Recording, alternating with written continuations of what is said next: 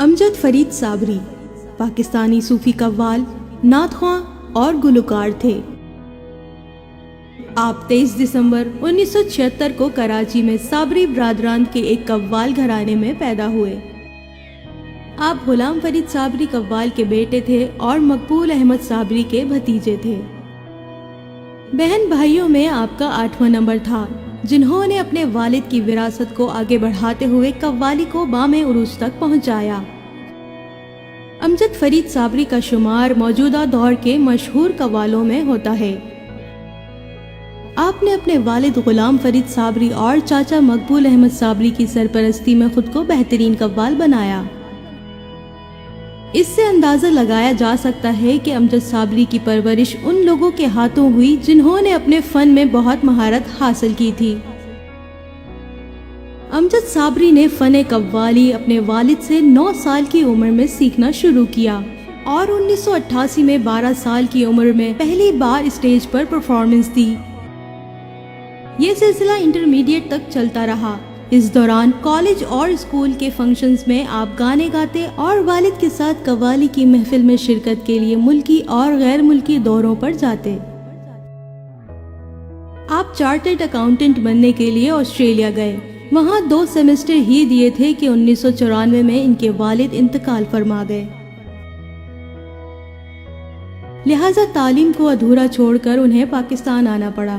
1996 میں انہوں نے باقاعدہ طور پر اپنے کیریئر کا آغاز کیا۔ آپ نے قوالی میں مختلف تجربات کیے، خاص طور پر اپنے والد اور چاچا کی مشہور زمانہ گائی ہوئی قوالی بھر دو جھولی میری کو نئے انداز میں پیش کیا اور ڈھیروں داد سمیٹی۔ آپ کی انہی صلاحیتوں کی بنا پر آپ کو قوالی کا راک سٹار کہا جاتا تھا۔ آپ کی قوالیاں نوجوان طبقے میں بھی بے پناہ مقبول ہیں۔ آپ نے فن قوالی کے حوالے سے ایک تجرباتی ادارہ بھی قائم کیا، لیکن اسے اتنی کامیابی نہ مل سکی۔ آپ قوالی کے ساتھ ساتھ کلاسیکل اور فلمی گانے بھی گاتے تھے۔ امجد صابری اپنی شہرت کی وجہ سے نہ صرف پاکستان بلکہ ہندوستان میں بھی مشہور ہیں۔ آپ نے اس فن سے جڑے عقیدت کے جذبے کو کبھی کم نہ ہونے دیا اور ہمیشہ اس کے تقاضوں کو پیش نظر رکھا۔ انہوں نے بہت سے ممالک میں اپنے فن کا مظاہرہ کیا۔